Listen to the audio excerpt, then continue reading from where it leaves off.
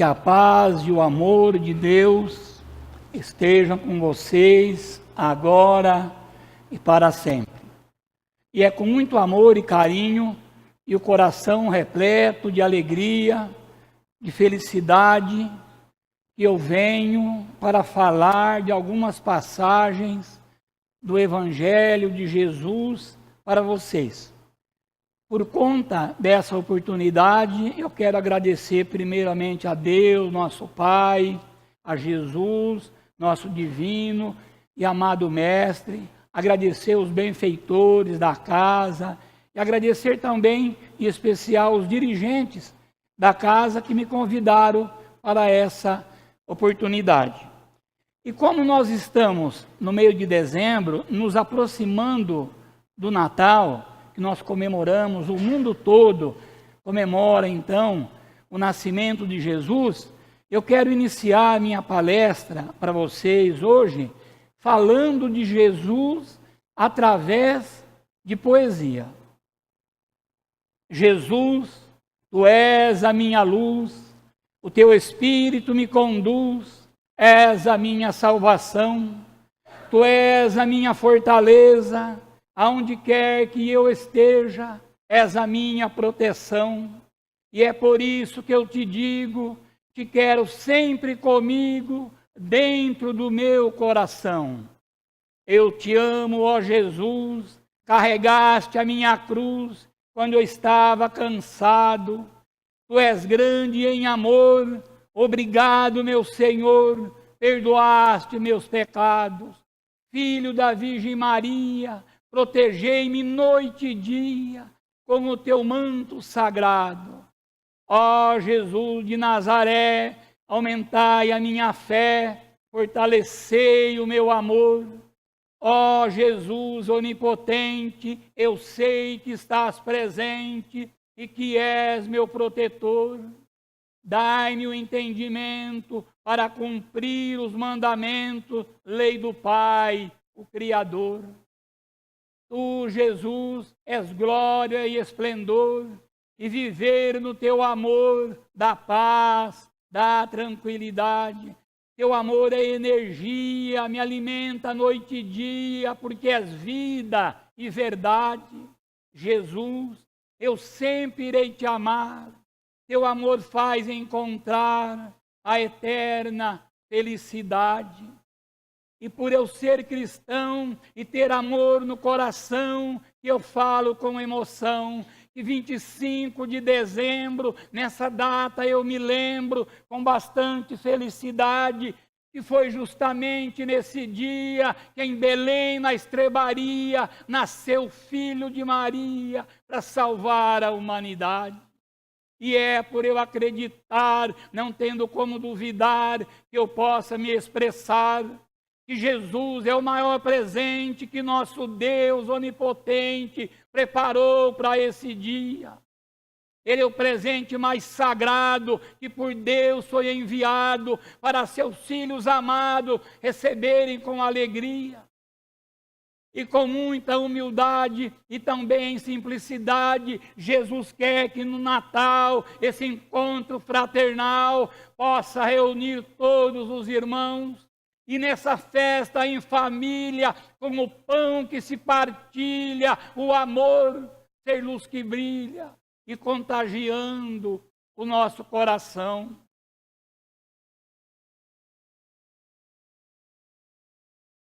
Pois bem, dando sequência aos ensinamentos de hoje, como eu vou falar dos evangelhos de Jesus, eu vou começar falando para vocês do reino dos céus. Jesus gostava de pregar, de falar à beira-mar, nas montanhas, onde quer que ele estava, reunido com os seus apóstolos, com os seus discípulos, falar através de parábola. Então eu escolhi uma parábola para falar para vocês hoje, que é a parábola do tesouro escondido. A parábola do tesouro escondido, ela fala o seguinte: o reino do céu é semelhante a um tesouro que, oculto no campo, foi achado e escondido por um homem, o qual, movido de gozo, foi, vendeu tudo aquilo que possuía para comprar aquele campo. E é semelhante ainda a um negociante que buscava boas pérolas e, tendo encontrado uma de grande valor, foi, vendeu tudo que possuía para ficar com aquele campo. E aí nós ficamos perguntando, por que comprar aquele campo? Qual era o valor daquele tesouro que estava ali escondido? A princípio, nós poderíamos dizer que aquele homem queria fazer o seu enriquecimento material, ficar de posse daquele tesouro por um determinado tempo e posteriormente vendê-lo por um preço incalculável e ficar aí então sem se preocupar com problemas financeiros para o resto da vida. Quem de nós, que na atual conjuntura, não gostaria de ter uma fortuna incalculável nas mãos? Todos nós, é claro, mas não é dessa fortuna que Jesus falava.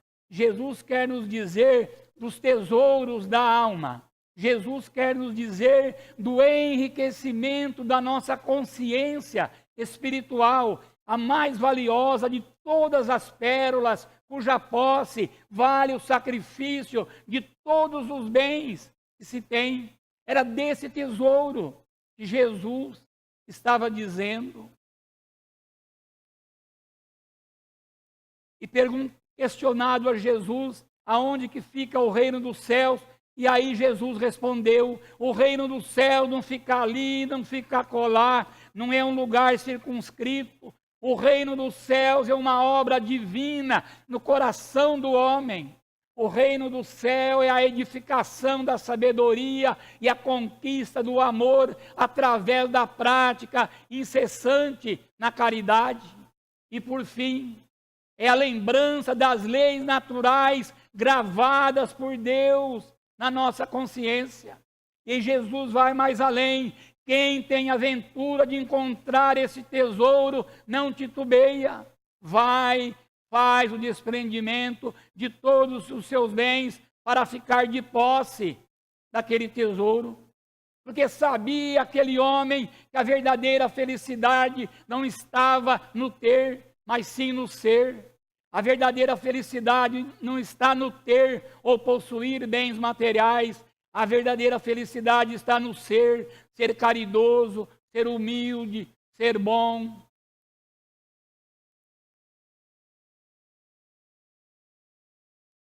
Mas então, analisando o conteúdo dessa parábola de Jesus, nós chegamos a uma conclusão de que nós não precisamos de vender nada daquilo que temos para termos esse tesouro de que Jesus nos fala. Por quê? Porque nós já temos de graça. De que forma?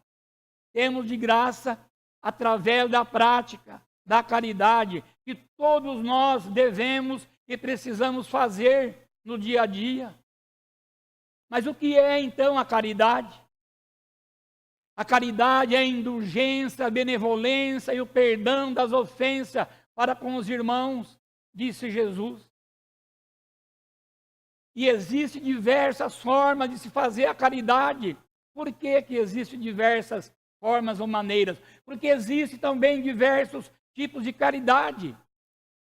Existe, por exemplo, a caridade material, a caridade moral, a caridade essencial, a caridade para consigo mesmo. Cada caridade se faz de uma forma, se faz de uma maneira. Por exemplo, a caridade material. A caridade material é aquela que se faz com coisas materiais. Quando a gente dá de comer a quem tem fome, dá de beber a quem está com sede. Quando a gente ajuda as entidades assistenciais, colaborando com alimentos, com doações em dinheiro, qualquer doação dessa natureza, nós estamos praticando então o quê? A caridade material, que é feita com coisas materiais. E a caridade moral? A caridade moral é aquela que materialmente nada custa e que todos nós temos condições de fazer. A caridade material, então, é aquela que materialmente nada custa, porque não depende de coisas materiais, depende da alma, depende do coração, depende das virtudes que a pessoa carrega para consigo. Podemos fazer a caridade moral, orando pelas pessoas doentes, orando pelas pessoas já desencarnadas, visitando as pessoas nos hospitais, visitando os velhinhos nos asilos, visitando as crianças nas creches, visitando os presos nos presídios e por aí afora. Essa é a caridade moral. É aquela que todos nós podemos fazer e que materialmente nada custa. E a caridade para consigo mesmo? A caridade para consigo mesmo, ela é feita para com a gente mesmo. É aquela feita através do nosso autoconhecimento,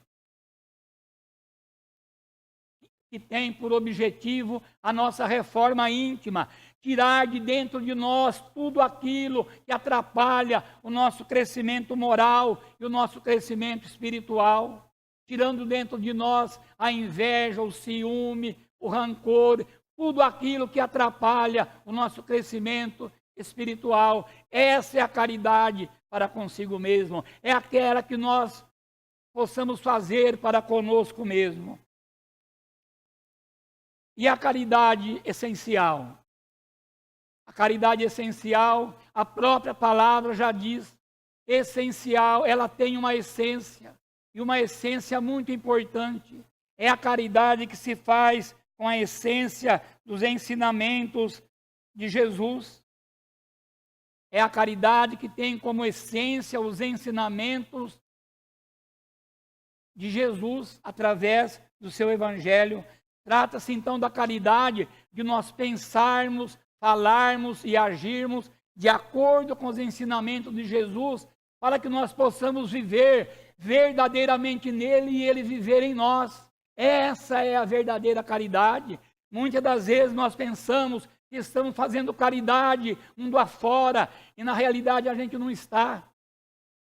A gente só está fazendo caridade quando ela é feita de coração, quando ela é feita de alma.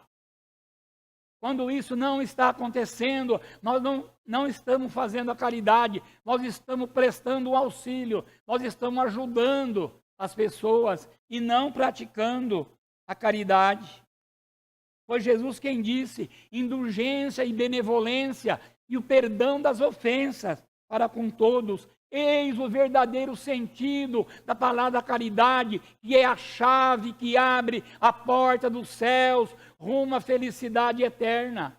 Portanto, a caridade é a chave, é o instrumento, é a condição primordial para que um dia possamos estar na glória de Deus. E o que significa ser indulgente? Como Jesus nos disse, significa a gente saber amar, saber perdoar, saber relevar, não reprovar o comportamento dos nossos semelhantes. A indulgência, ela não vê defeito, e se vê, não comenta. A indulgência não vê defeitos alheios, e se os vê, evita de comentá-los, de divulgá-los. Pois a indulgência, ela acalma, ela corrige, enquanto o rigor afasta e irrita. Portanto, nós temos que ser enérgicos conosco mesmos, no intuito de nos melhorarmos. Tem uma passagem no Evangelho de Jesus que diz o seguinte: por que nós estamos preocupados com o argueiro do olho do nosso irmão, se nós temos uma trave no nosso olho? Vamos primeiro tirar a trave do nosso olho, para depois nos preocuparmos com o argueiro do olho do nosso irmão. O que significa isso? Significa que primeiro nós temos que corrigir os nossos defeitos, para depois sim apontar o defeito do nosso semelhante, se é que nós temos esse direito. Eu acho que não temos. E o que significa ser benevolente? Como Jesus disse, que a caridade é a indulgência, a benevolência e o perdão das ofensas. A benevolência, portanto, é a gente ser bom, ser caridoso, ser misericordioso. Jesus quem disse: amai-vos uns aos outros, assim como eu vos amei.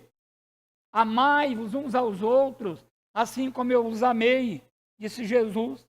Pois a verdadeira caridade está em eu fazer para o outro aquilo que eu gostaria que o outro me fizesse, eu estando no seu lugar. Se isso fosse levado ao pé da letra, o mundo seria melhor em todos os sentidos.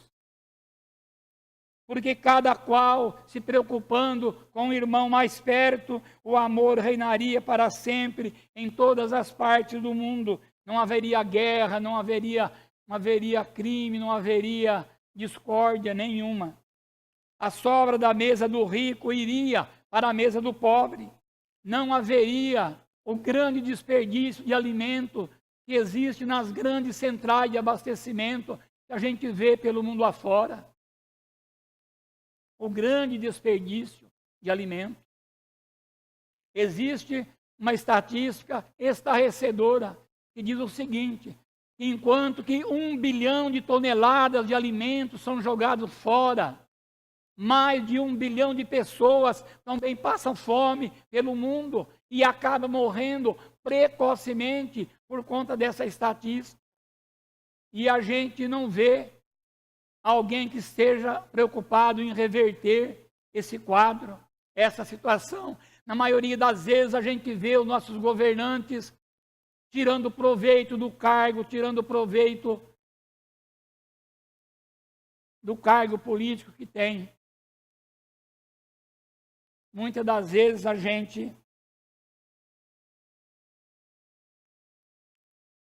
o que a gente vê hoje são os governantes preocupados com o poder, com a riqueza e deixando a miséria, deixando a corrupção e a fome se alastrar pelo mundo inteiro.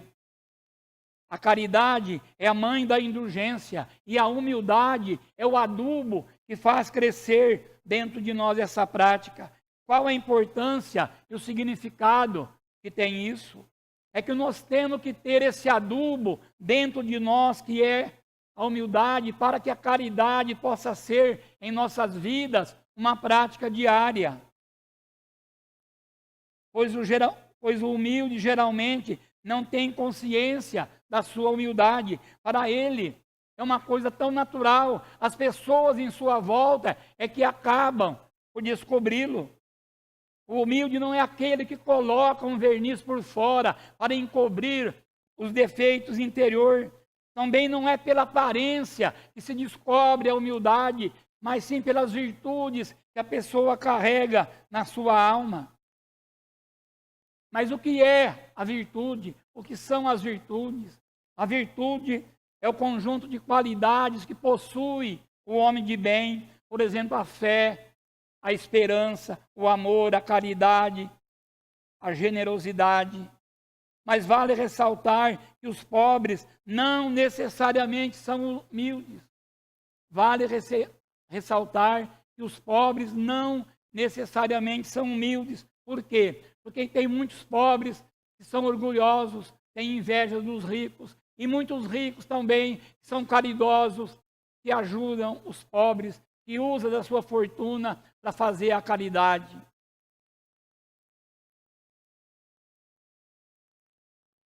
Quando o Mestre Jesus falava no Sermão da Montanha dos pobres de espírito, que deles era o reino dos céus, ele dizia da pobreza material e não da humildade.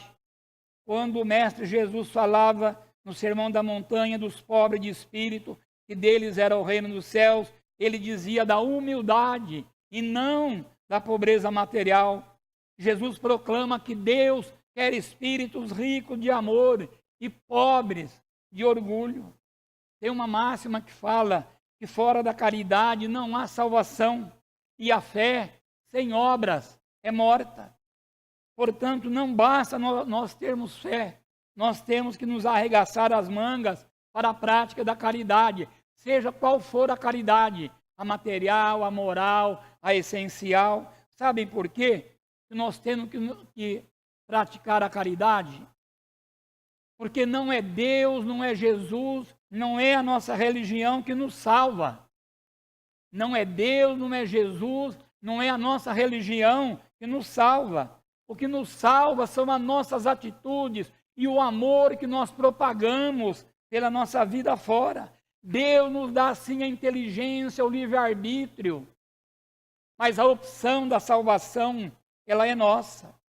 Portanto, a caridade é o passaporte que garante a nossa passagem para a glória eterna junto de Deus. Fora da caridade não há salvação. Do que a gente quer se salvar? Fora da caridade não há salvação.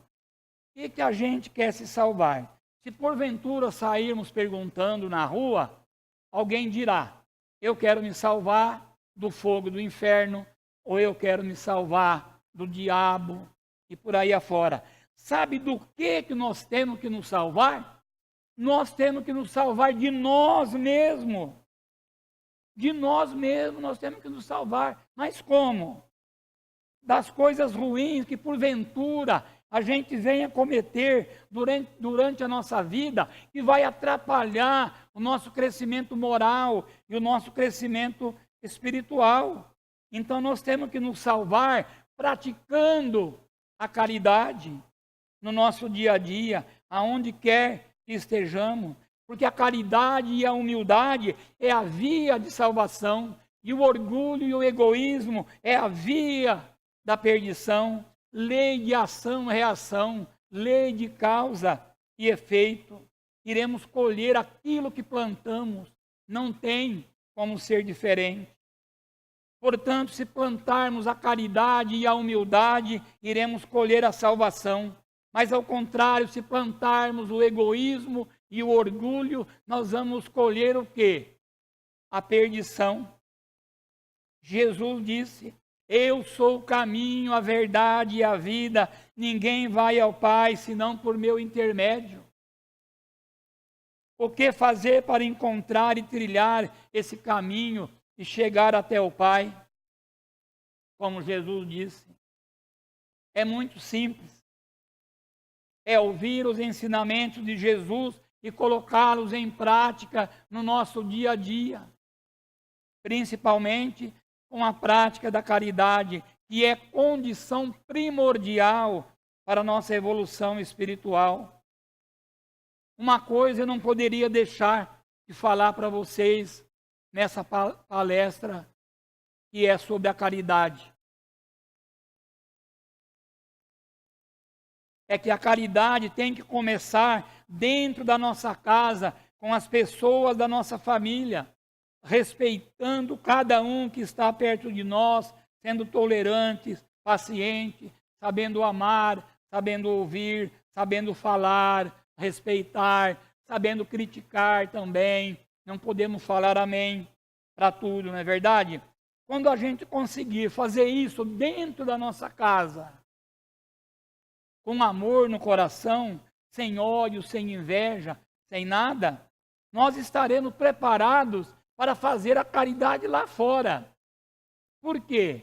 Porque só aí é que nós tenhamos evoluído e crescido espiritualmente. Enquanto não fizermos a caridade dessa forma dentro da nossa casa, o que a gente faz lá fora não é caridade, é um auxílio para as pessoas que nós estamos prestando, como eu acabei de dizer agora há pouco. Sabe por quê? Porque a caridade ela é paciente, a caridade ela é benigna, a caridade não é invejosa, a caridade não é ambiciosa, a caridade não se irrita, não suspeita mal, a caridade tolera e até sofre. Os tesouros da alma ou os bens espirituais a que eu me referi no começo da minha palestra, do tesouro escondido, esses bens são os bens espirituais, que são os tesouros da alma, que Jesus nos disse que são. Esses tesouros da alma, esses bens espirituais, eles são inalienáveis e intransferíveis. O que significa isso? Esses bens são inalienáveis e intransferíveis. Eles são de posse definitiva da gente.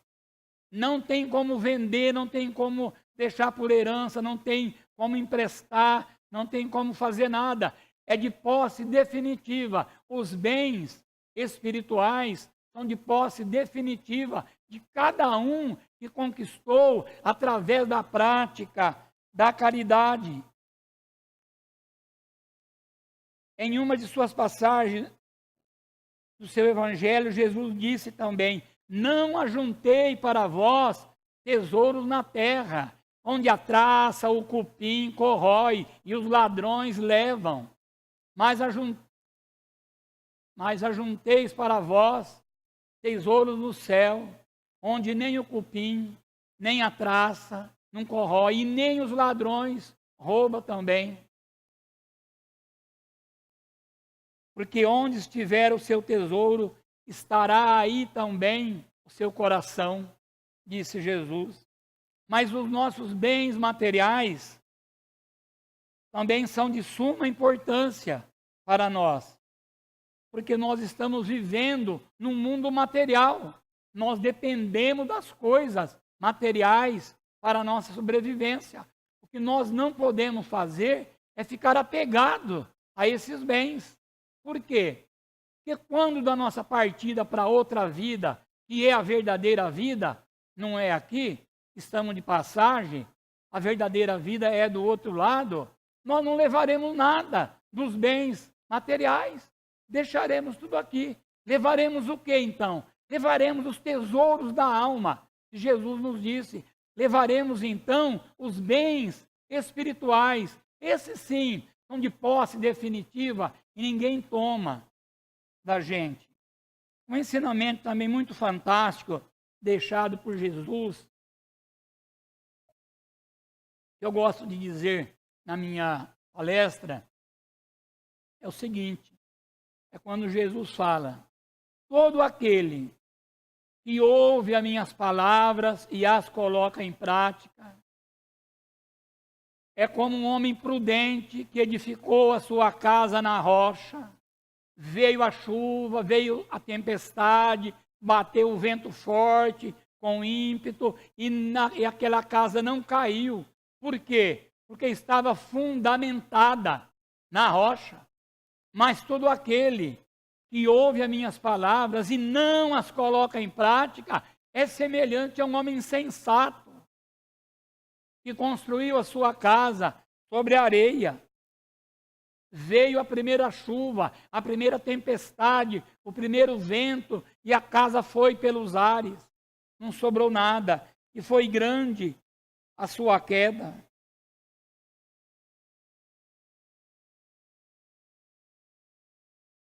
Construir a nossa casa sobre a rocha é buscar a prática da caridade nos ensinamentos de Cristo, na nossa vida diária, principalmente com a prática da caridade. É construir a nossa casa na rocha da caridade, na rocha da humildade, construir a nossa casa na rocha da paz, na rocha da felicidade, na rocha da esperança. Nisso, então, se resume a edificação da nossa casa na rocha. Mas apesar de estarmos vivendo em um planeta de expiação e de provas, que nós temos que passar por diversas encarnações para a nossa evolução moral e espiritual, tendo que carregar a nossa cruz, como Jesus nos disse, tendo que colher aquilo que nós plantamos, nós podemos contar uma coisa muito importante. Podemos contar uma coisa muito sagrada, que é a misericórdia divina, que é a misericórdia de Deus. Misericórdia essa que envolve a todos que dele se aproxima através das vossas orações. O seu amor infinito nos consola e nos ampara nas aflições e nas angústias de nossas vidas. Portanto, apegue-se então a Deus em oração e tenha o Mestre Jesus em seu coração e siga os seus ensinamentos. Portanto, nós temos que nos apegar a Deus através das nossas orações. A respeito da oração, Jesus nos deixou também um grande legado, que é a oração do Pai Nosso, oração que todos nós sabemos fazer desde a nossa infância. A oração do Pai Nosso, que é uma oração muito simples. Mas além dessa oração, Jesus ainda nos deu uma orientação muito importante. Tu, quando orares, entra no teu quarto e fecha a tua porta e ora em secreto. E teu Pai que te vê orando em secreto vai te abençoar, vai te ajudar, porque Ele sabe daquilo que você precisa. Então Deus sabe daquilo que nós precisamos. Eu acostumo dizer que a oração é o telefone de Deus. Quando nós queremos falar com a nossa família, com um amigo, com quem quer que seja, pegamos o nosso celular e em 5 segundos estamos falando, distribuindo mensagem para o mundo afora. E quando nós precisamos de falar com Deus, qual é o recurso que nós temos? É a oração. Nós temos esse recurso muito importante, que é a oração, para nos comunicar com Deus. Mas nós não podemos nos esquecer, em hipótese alguma, que nós não podemos ficar só pedindo as coisas para Deus, porque Ele sabe daquilo que a gente precisa. Nós precisamos também agradecer a Deus. Agradecer a Deus por tudo que existe na natureza, que é obra-prima de Deus. Agradecer a Deus pelo ar que a gente respira, pela água que a gente toma, pelo alimento que a gente come, sacia a nossa fome, alimento que vem da terra, aonde vivemos. Agradecer a Deus também pela capacidade que nos dá de amar, de perdoar, de praticar a caridade. Agradecer a Deus pela inteligência que nos dá para que nós podemos fazer o discernimento daquilo que é certo e daquilo que é errado na nossa vida. Então nós não podemos, em hipótese alguma, esquecer de agradecer a Deus. E nós podemos agradecer também dessa forma com que eu vou fazer agora. Obrigado, Senhor, pelos meus braços perfeitos, quanto a tantos mutilados, pelas minhas pernas que caminham, quanto a tantos aleijados. Obrigado, Senhor, pelas minhas mãos que trabalham, quanto a tantas mendigas, pelos meus olhos perfeitos, quanto a tantos sem luz, pela minha voz que canta, quanto a tantas que emudecem. Jesus, proteja e abençoe para sempre todos aqueles que padecem. É maravilhoso, Senhor, viver, amar, sorrir e sonhar, quanto a tantos que choram, se revolvem em pesadelo e morrem antes de nascer e não tiveram a oportunidade de sobreviverem. É maravilhoso, Senhor, ter um lar para voltar, quando há tantos que não têm para onde ir. E é tão maravilhoso, Senhor, ter tanto para te agradecer e tão pouco para te pedir. Dai-nos, Senhor, então, a sabedoria e a inteligência para amar, para perdoar, para praticar a caridade, para levar o seu evangelho com carinho, com amor, com humildade, pois fora da caridade e também da humildade não há salvação. E a fé sem obras é morta, não existe discussão. E que eu tenha sempre em mente de ajudar constantemente o pobre do meu irmão. E se a nossa falta de fé fosse igual a de Santo Tomé, que foi incrédulo como muita gente ainda é, não acreditaríamos que tu, Jesus, tivesse morrido na cruz e com tamanha humilhação. Obrigado, meu Deus, pela minha fé. Obrigado, meu Deus, pois eu te amo em Jesus Cristo e eu acredito, Jesus, sem nunca ter visto as chagas vivas nas tuas mãos.